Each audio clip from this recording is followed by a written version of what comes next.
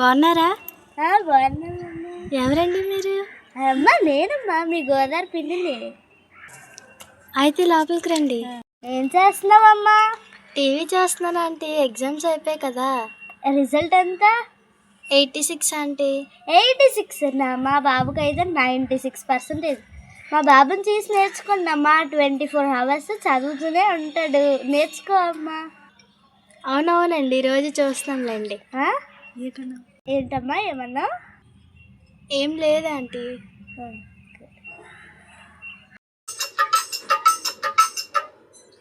Hi aunty, water తీసుకోండి. వాటరా? అది కూడా స్టీల్ గ్లాసులు ఉన్నా. మా ఇంట్లో అయితే బంగారు గ్లాసులో కానీ గాజు గ్లాసులో కానిస్తాం. అయినా వద్దులే అమ్మా.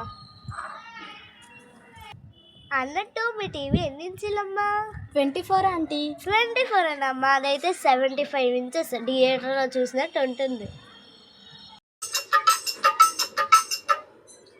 ఏం చేస్తున్నావమ్మా?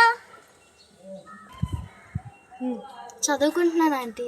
చదువుకున్నప్పుడు ఆ ఫోన్ ఎందుకమ్మా? ఫోన్ వల్ల ఈ జనరేషన్ మొత్తం పాడైపోతున్నారు. ఉండు మీ అమ్మకి చెప్తాను.